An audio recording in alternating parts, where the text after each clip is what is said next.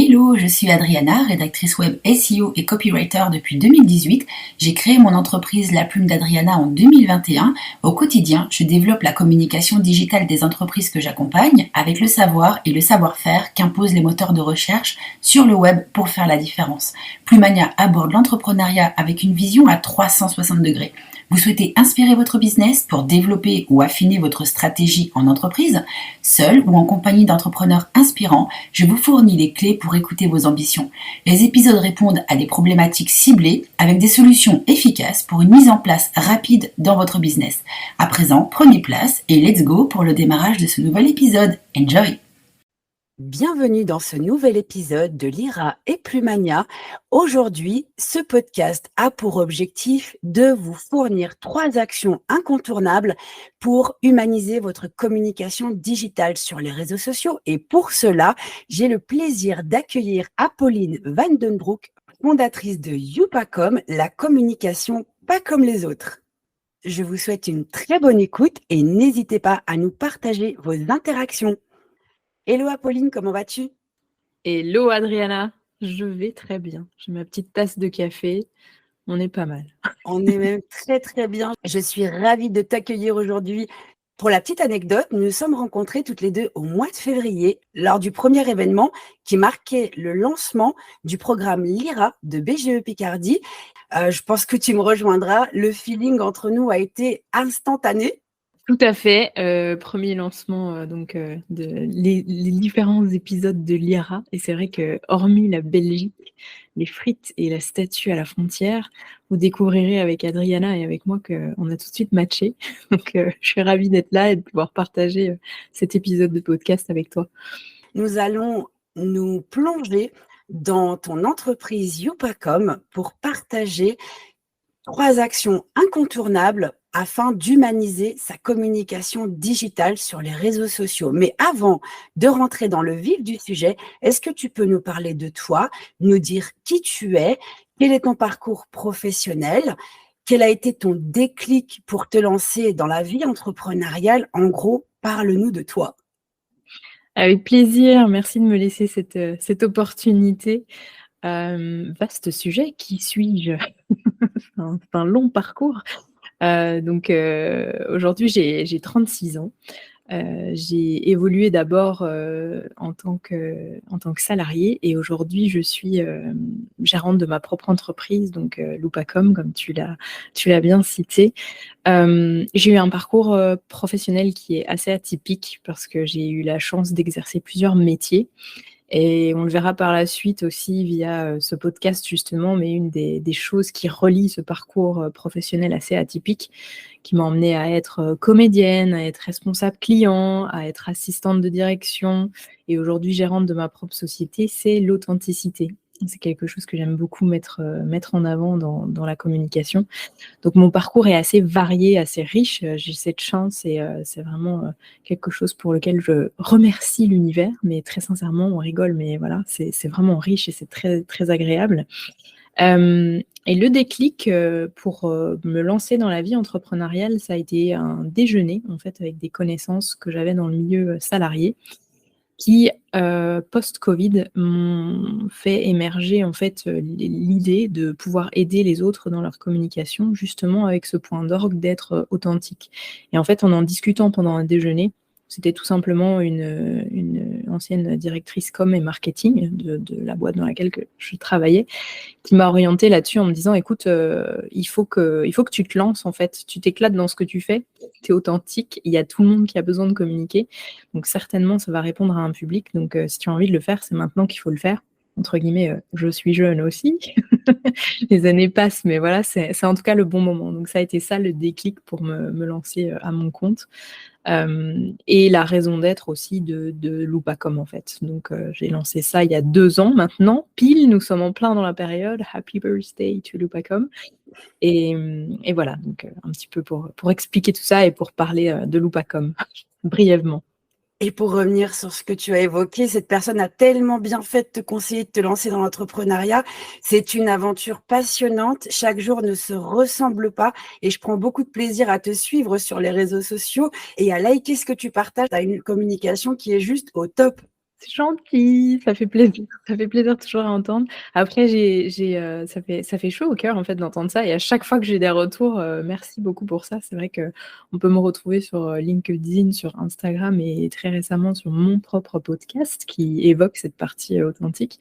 Oui. Mais c'est toujours une surprise en fait pour moi quand je reçois un point positif parce que encore une fois, on pourra, voilà, un petit peu développer, dans ce podcast, mais je suis très, moi-même, authentique et donc quand je fais quelque chose, c'est parce que juste j'en ai envie et donc et donc du coup, quand j'ai des retours après qui sont positifs, ça fait toujours plaisir, c'est chouette. À partir du moment où on le fait avec envie, avec passion, l'envie de communiquer, l'envie d'interagir, ça fait la différence aujourd'hui.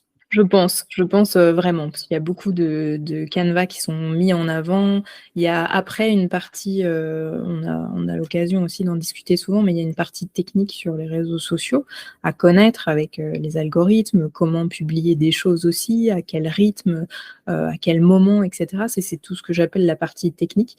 Mais après, ce qui va faire qu'on sort du lot et pour toute entreprise, ça va être, comment est-ce qu'on arrive à se mettre soi-même en avant, en étant en point d'équilibre entre ce qu'on a envie de partager et puis, garder une partie de vie privée. Parce que voilà, ça c'est mon cœur et c'est une manière de penser, mais c'est vrai qu'on a, cette partie qui doit être bien équilibrée avant de se montrer sur, les réseaux sociaux. Il y a une chose aussi, c'est que sur la partie, réseaux sociaux, il faut y aller parce que, on en a envie et si on n'a pas envie d'être sur les réseaux ou si on y va juste une partie commerciale en disant: «Coucou, j'ai ça à vendre, ça va être super, venez me voir», ça ne va pas fonctionner. Ça va apporter, rien du tout aux personnes qui vous suivent et puis, nous ça enfin pour nous-mêmes, pour notre entreprise, à un moment donné, juste faire du contenu pour, vendre, vendre, vendre, autant aller directement dans une agence de pub. Ils font ça top. Donc du coup, On c'est est pas bien la d'accord. raison d'être du coup des réseaux sociaux et de la communication au travers des réseaux sociaux.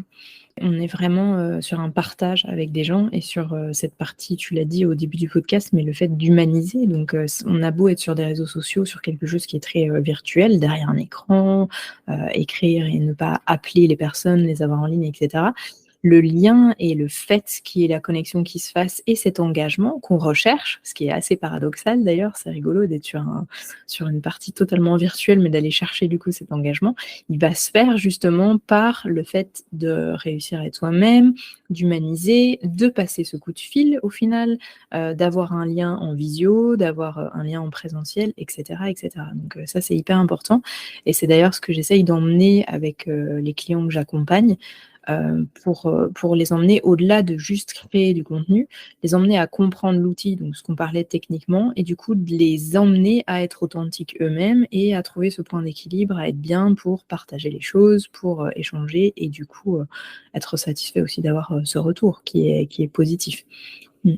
Et justement, Apolline, par rapport à tes accompagnements, est-ce que tu peux nous communiquer le champ d'action de ton entreprise, peut-être nous partager ta journée type ou le profil type d'entreprise que tu accompagnes pour qu'on puisse avoir une idée plus précise de tes actions au quotidien? Avec plaisir. Alors dans la routine, au quotidien, c'est vrai que j'ai, une routine quand même, on va dire tous les jours, il y a une partie qui est dédiée à Loopacom, l'entreprise, c'est-à-dire la communication que je dois en faire. Là, sur l'été, j'ai vraiment fait une refonte au niveau d'Instagram et de LinkedIn. Donc voilà, ça commence à revenir en termes de posts et cetera, mais il y a eu beaucoup de travail sur le mois d'été qui sont assez calmes et qui du coup permettent ce travail-là. Mais on va dire que tous les matins, voilà, j'ai une partie de je prends mon café. C'est Ça, très c'est le point intéressant de pour les démarrage de la auditeurs. journée. La journée ne peut pas commencer sans le café, ça c'est hyper important.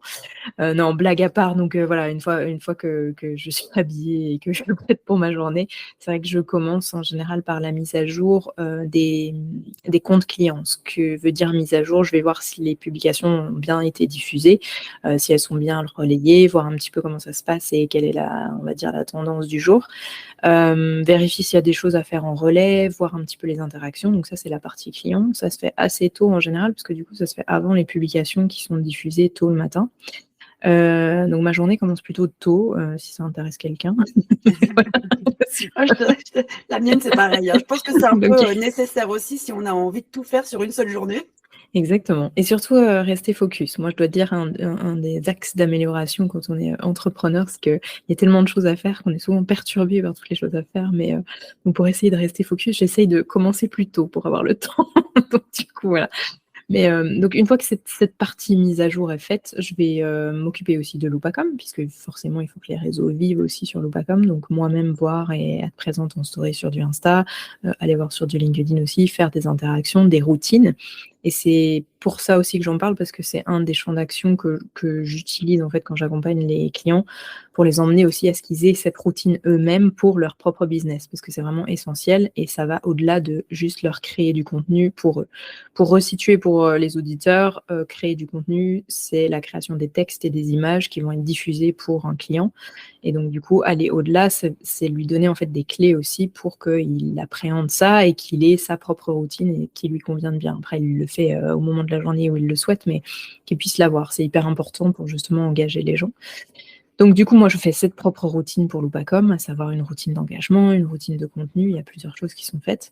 Et puis, en général, il y a déjà une bonne partie déjà de la matinée qui est passée. Et en général, j'enchaîne plutôt sur l'après-midi avec soit des rendez-vous clients, des visios, des contacts, de la prospection et puis toute la vie joyeuse de l'entrepreneuriat avec tout ce qu'il y a à faire aussi. Donc, j'essaye de faire ça. Et je me laisse quand même une soupape parce que autant je suis à 2000% pendant la semaine, autant j'essaye avec un équilibre perso de garder le week-end qui puisse être off. On en avait parlé, on avait rigolé à propos de ça, mais c'est tellement vital et c'est tellement difficile à faire. Voilà, en toute transparence, c'est bien beau de le dire et de l'afficher en se disant oui, c'est super, je prends mes week-ends. C'est très difficile quand on lance sa boîte et qu'on le met en place. Néanmoins, j'essaye de mettre un point d'honneur. Voilà, je préfère avoir visiblement le stress du lundi parce qu'il y a beaucoup de choses à faire, mais du coup d'avoir ce temps de relâche le week-end. Donc c'est vrai que le week-end, voilà, je break. D'ailleurs, les gens qui me suivent sur Insta, ils le savent, ils ont une petite story en général le vendredi en les prévenant parce que tout est faisable et adaptable en communication aussi, en fonction de soi, c'est important. Et donc, du coup, c'est vrai que le vendredi, je leur annonce, voilà, petit break, on revient lundi en pleine forme, mais pas pour moi, pas de contenu, en tout cas, sur la partie du week-end. Mais j'accompagne aussi des gens qui démarrent et qui ont besoin de conseils tout simplement pour démarrer sur les réseaux, savoir comment mettre en place sa page, savoir comment créer du contenu, comment trouver les idées, etc. Et grâce à BG Picardie et puis l'IRA, on a fait des ateliers aussi. Donc ça, c'est Oui. chouette pour appréhender plein de choses. Donc voilà. Il y en a un le 21 septembre prochain pour justement la partie réelle sur Instagram qui fait souvent peur. C'est un format qui est hyper poussé par l'algorithme au niveau de Insta et depuis un moment, mais qui évolue et il a pas mal d'évolutions aussi depuis quelques mois avec les templates qui sont sortis. Et c'est vrai qu'on appréhende ça en fait dans l'atelier, voir un petit peu comment est-ce qu'on peut construire ça, mais autant d'un point de vue, encore une fois, pratique, comment est-ce que je veux créer pratiquement un réel, parce qu'en fait, on se dit toujours « Ah, c'est super, il y a plein d'idées, etc. » et tout, et puis on est face à l'outil et on ne sait pas comment faire. Donc là, on le voit justement et on l'appréhende pendant cet atelier. Et après, on voit aussi comment est-ce qu'on peut trouver des idées, par où passer, etc. etc. Donc, 21 Génial. septembre, retenez la date. Oui, exactement. Auditeurs, sortez les agendas et notez, parce que je suis certaine que ça va être un moment d'exception. Moi, j'adore parce que je découvre du coup de nouveau aussi plein de thématiques, donc ça, c'est top. Ouais. J'adore cette partie-là. Je pense que c'est ce qui particularise aussi la vie entrepreneuriale, c'est que chaque journée ne se ressemble pas. Et je rebondis sur un des points que tu avais évoqué, où moi, pareil, en fait, je me bloque mes week-ends, c'est-à-dire que du vendredi soir jusqu'au lundi matin à l'aurore, je ne suis pas du tout ou très, très, très rarement active. À la limite, je vais répondre à un message sur les réseaux sociaux, mais je ne publie rien par rapport au fait que ça fait partie de l'équilibre. Et je pense que c'est ce qui, sur le long terme, peut nous permettre de vivre de l'entrepreneuriat dans de bonnes conditions. Totalement. Il y a un changement aussi depuis quelques années par rapport à la manière d'aborder l'entrepreneuriat. Je pense qu'il y a Covid aussi qui a joué sur cette partie-là et sur ce terrain de jeu. J'ai pas l'historique forcément, puisque moi je suis entrepreneuse depuis 3 ans. Mais c'est vrai que quand on en entend parler, il y a une espèce de notion de il faut travailler H24 pour. Alors, sans détour, oui, il faut travailler beaucoup pour mettre en place son entreprise, la faire exister, la rendre pérenne aussi, parce que c'est pas tout de la faire exister et puis de la faire connaître, mais il faut la rendre pérenne pour pouvoir en vivre et pour pouvoir démocher. Mais ça, tout le monde le dira, c'est quelque chose qui est immuable. Oui, il faut bosser, hein, il n'y a pas de secret. Tu l'as dit dans ta phrase, mais tout est résumé dans ce que tu disais, c'est que oui, tu commences le lundi, enfin, tu breaks plutôt du vendredi soir jusqu'au lundi à l'aurore. À l'aurore, Ça oui, veut c'est pour tout ça. dire, ça veut tout Oui. dire. Parce qu'en effet, par contre, dès l'aurore du lundi jusqu'au vendredi soir, par contre, tu es à 2000% sur cette partie-là. Mais voilà, bon, en tout cas, je partage ça avec toi. C'est vrai qu'il faut, à un moment donné, réussir. J'y arrive depuis pas longtemps, hein, en toute transparence. J'y arrive depuis pas longtemps. Et pourtant, ça fait 2 ans. Donc voilà, mais parce qu'au début, c'est super, je vais breaker le vendredi. Et en fait, j'y arrivais pas du tout, pas du tout. Chacun est différent. T'en as qui vont bosser à fond les ballons le week-end, qui vont être hyper productifs et ça se passe très bien. Et puis, ils arrangent autrement leur semaine. Oui. Libre à chacun aussi, hein, voilà. Mais par contre, juste de garder un break, je pense que c'est vital. Il y a plusieurs choses, en tout cas, qui sont importantes, je trouve, sur le parcours entrepreneurial, dont certaines choses qu'on ne dit pas. Il y a le fait d'être bien entouré, ça oui, forcément, je suis entièrement d'accord, parce que les montagnes russes par lesquelles on passe, et je peux dire quotidiennement parfois, parce que parfois c'est des petites périodes, mais il y a des fois où c'est dans une même journée, on va passer à un super up et puis on va faire un down pas possible. Donc voilà, il faut être bien entouré. On fait 3 Que ce parcs soit- d'attraction sur une matinée et 4 l'après-midi, quoi. Exactement, c'est super. En fait, notre Ouais. job est super, donc voilà. Mais non, mais enfin, il y a cette partie-là, bien être entouré, en effet, d'avoir ce break et c'est tout pas pour simplement reprendre de l'énergie. Jusque là, ok. Mais il y a un troisième truc qui me semble vraiment important, c'est le fait d'oser passer à l'action. C'est-à-dire que c'est très compliqué, mais c'est de prendre des décisions en fait. Et c'est ça qui est parfois complexe quand on est mal entouré ou quand du coup on fait pas des breaks parce qu'on n'a pas le recul nécessaire. Et du coup on va pas prendre de décisions. Alors qu'en fait c'est ça qui à un moment donné pose le choix en fait en se disant ok je prends la décision de faire ça et du coup je vais prendre ce chemin-là et donc du coup d'avancer et de voir ce que ça donne. J'ai le sentiment que c'est ce qui peut même caractériser la particularité de Loopacom, la communication pas comme les autres. Et c'est peut-être justement ce passage à l'action, cette spontanéité que tu dégages qui peut caractériser ta singularité. Oui, clairement, hein, ce slogan, il est vraiment trouvé par rapport à moi parce que j'essaye de le transmettre aux clients pour le fait d'être soi. Et souvent, et d'ailleurs je le dis aussi dans les ateliers justement BGE, testez, faites-le et puis améliorez-vous, etc. Mais si à un moment donné vous ne le faites pas, vous verrez pas en fait le résultat, vous verrez pas comment vous avez envie de changer les choses aussi, puisque parfois j'ai un recul en disant mais Apolline, j'ai des idées pour ceci, j'ai des idées pour cela, qu'est-ce que tu en penses? En fait, il y a un point où moi je n'ai pas j'ai pas la clé en fait pour le mettre en action. Ça va être la personne qui va du coup décider de le faire ou de pas le faire. Et des fois, on a des super résultats avec des clients sur lesquels on travaille là-dessus, sur cette partie réelle, parce que c'est souvent celle-là qui fait un peu peur, parce qu'on doit se montrer, etc. Et tout. Donc il y a plein de choses qui n'ont rien à voir avec la com, on va dire, de leur entreprise, mais plus avec eux-mêmes, en fait. Et donc, du coup, je leur dis, mais testez, voyez ce que ça donne. Allez-y petit à petit. Ce ne sera pas parfait au début. Moi, si on regarde mes réels et ma communication du début, forcément, ça a évolué. Forcément, depuis 2 ans, ça a changé et puis ça s'améliore. Et heureusement, et pour tout le monde, parce que du coup, il faut se lancer. Et c'est com, pas comme les autres. Avec Loopacom, c'est clairement cette partie-là qui est mise en avant. Et c'est aussi après, dans la recherche que j'avais faite sur le logo, enfin le nom plutôt de l'entreprise et puis son slogan, un petit clin d'œil à mon parcours professionnel, parce que oui, clairement, il n'est pas comme les autres pour le coup.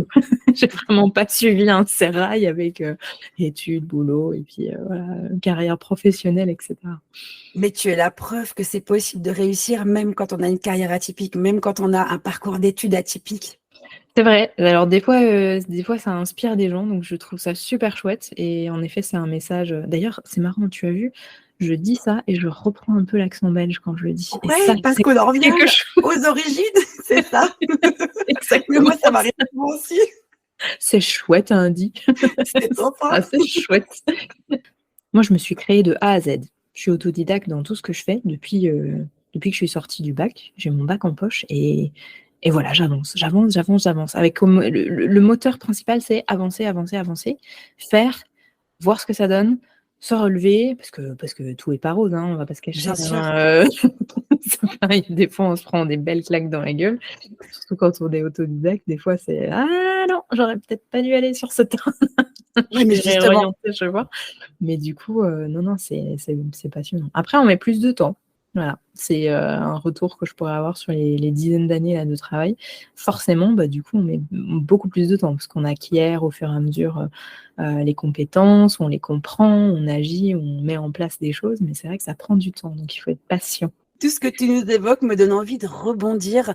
Quelles seraient les 3 actions incontournables qui humanisent la communication digitale des entreprises sur les réseaux sociaux? Je dirais, après c'est dans le désordre, ça peut venir chez l'un ou chez l'autre d'une manière ou d'une autre, mais je dirais apprendre à se connaître.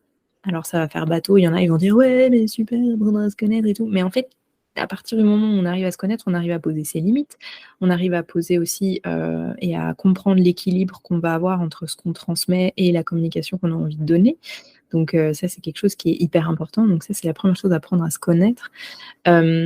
Après, la deuxième chose, et je l'ai dit et je l'ai redit parce que c'est intrinsèque, mais passez à l'action, vraiment, passez à l'action. Faites-le, testez des formats de communication que vous avez envie de faire, voyez ce que ça donne. Analyser, parce que comme je disais, il y a toujours une partie technique et une partie qui ne l'est pas et qui émane de vous. Et ça m'en vient à parler de la troisième chose, qui pour moi est essentielle, c'est soyez vous-même. Soyez vous-même, ça paraît simple aussi, mais du coup, c'est ce qui va faire l'unicité. Si vous arrivez à vous connaître, du coup, vous allez trouver le bon équilibre entre ce que vous avez envie de partager, les coulisses, etc., jusqu'à quel point. Après, le fait de passer à l'action, vous allez comprendre tout l'aspect technique, vous allez l'appréhender, vous allez le tester, vous allez remanier un peu les choses.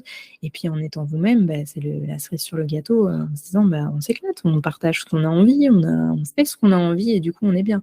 Si on le fait pas maintenant, on le fera jamais en fait. Parce que voilà, c'est une latitude qu'on a et dont il faut profiter, donc autant y aller. Après ce vaste tour d'horizon concernant les 3 actions incontournables qui permettent d'humaniser sa communication digitale sur les réseaux sociaux, j'aimerais te demander ce que l'IRA représente pour toi. L'IRA, c'est particulier. Alors, il va rigoler, je pense, parce qu'il va dire ah, pourquoi tu as parlé de moi dans le podcast C'était pas moi qu'il fallait mettre en avant. Mais néanmoins, je sais où tu vas en venir, alors vas-y. Dis-nous tout. Néanmoins, l'IRA, le point... Dis-nous tout.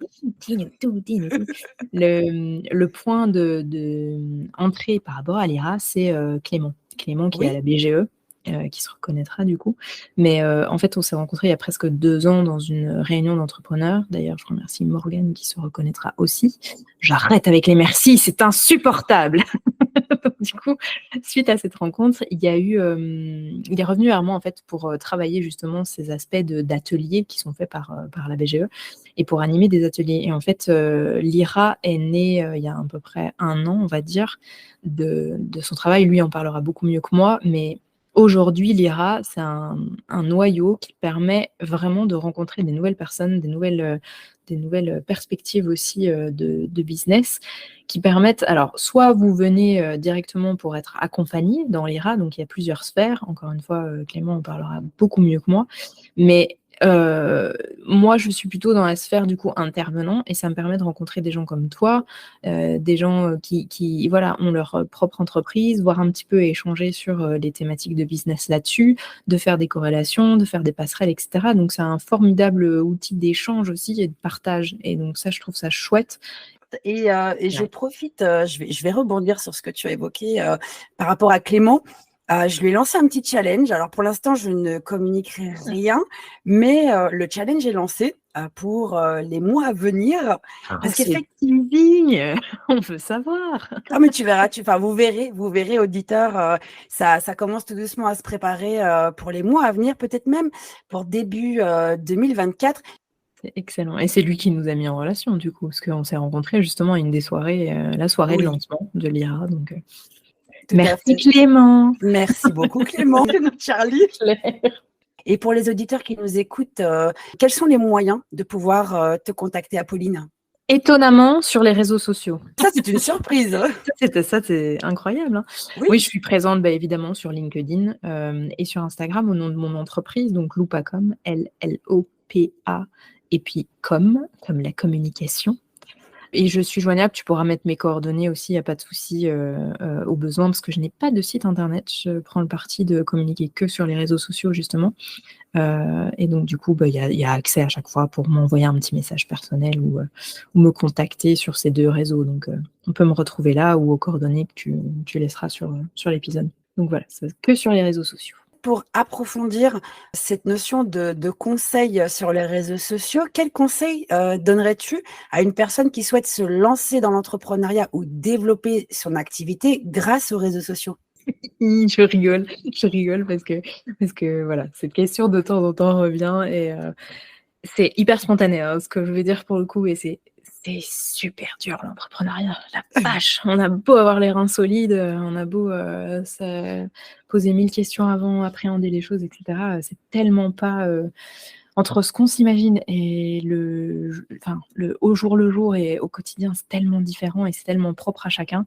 Et c'est pas facile, voilà. C'est super chouette. Pour rien au monde, je ferai marche arrière, on va dire, donc voilà.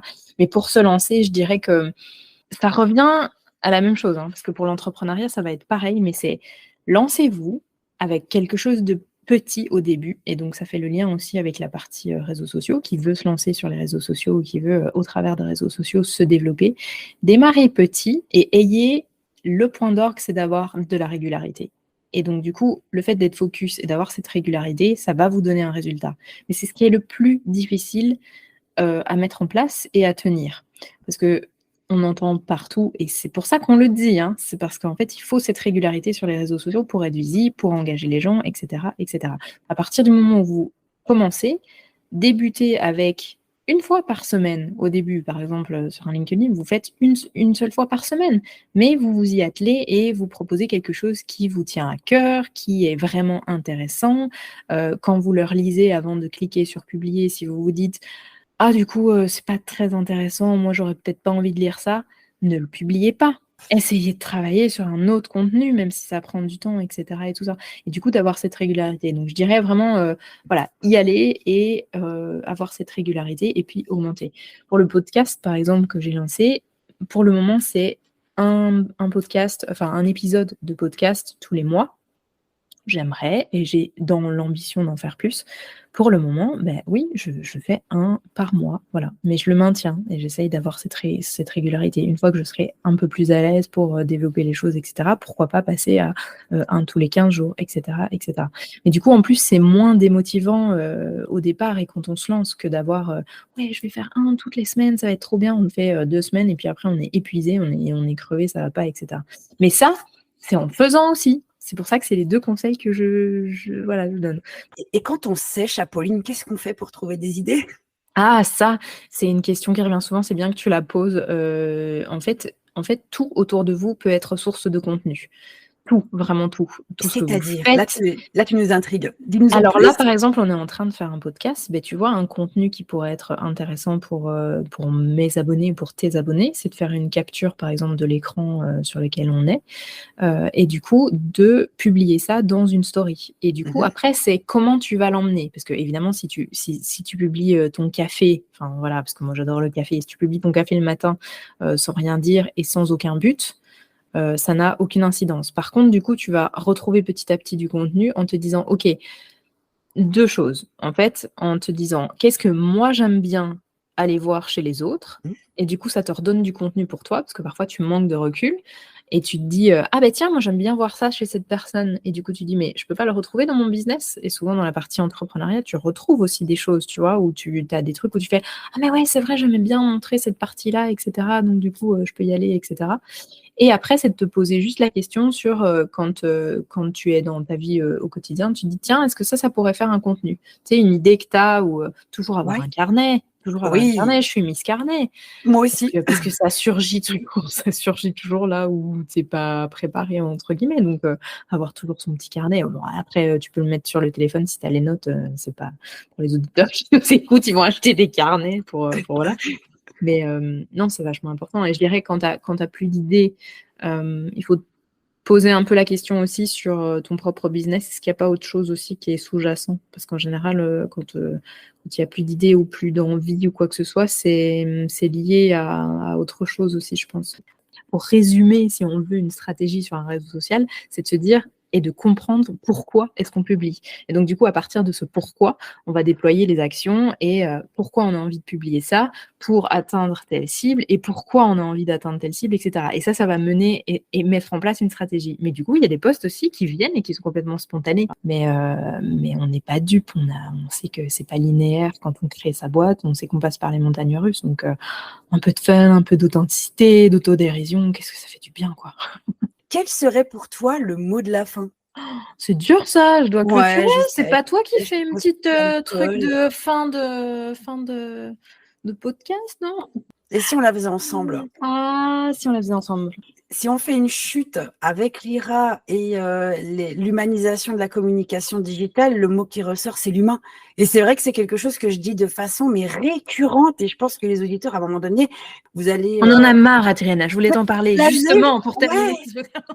d'entendre toujours ce mot humain qui revient, mais parce que pour moi, ça me semble tellement indispensable pour pouvoir déjà s'éclater dans son activité, pour pouvoir satisfaire aussi ses clients. C'est vraiment l'humain, en fait, qui agit, qui interagit, qui est au centre de tout. Totalement. Et du coup, ça fait le lien aussi avec justement toute cette partie réseaux sociaux dont on a parlé pendant l'épisode, mais d'avoir envie de partager, d'avoir envie d'être avec les autres, d'avoir envie de créer en fait ce lien justement et cette partie humaine. Et c'est vital, c'est une des fonctions primaires de l'homme. Il n'y aura pas deux Adriana. Il n'y aura pas deux Apolline non plus, voilà. qui viennent toutes les deux de Belgique en plus. Exactement. We zullen een beetje Nederlands spreken voor iedereen. Ja, een beetje. Ce sera le mot de la fin, voilà. Le mot de la fin, effectivement. En tout cas, Pauline, c'était trop génial de t'avoir sur Plumania. Merci pour ce moment de partage super inspirant, super fun aussi. J'aime énormément ton dynamisme, surtout ne change rien. Et en tout cas, ouais, hâte de découvrir les nouveaux épisodes que tu vas nous partager sur Sois authentique et ouvre-la. Merci à toi, Adriana. C'était un plaisir aussi et ton dynamisme aussi fait plaisir à voir. Donc, c'est agréable d'être interviewée de cette manière et aussi spontanée. Donc, c'est vraiment chouette. Un bon moment partagé aussi avec toi. Ça fait plaisir. Merci aussi à Lyra, à Clément, à la BGE Picardie aussi pour tout ça et pour la mise en place. C'est vrai que ça met en valeur les différents portraits et il y en aura d'autres à venir. Donc, c'est très chouette. Merci pour tout ça. C'est que le début, une belle aventure, une belle expérience de vie aussi. Merci à toi, Apolline. Et je te dis à très bientôt pour un nouvel événement Lyra. Avec plaisir. À bientôt. Cet épisode vous a plu ?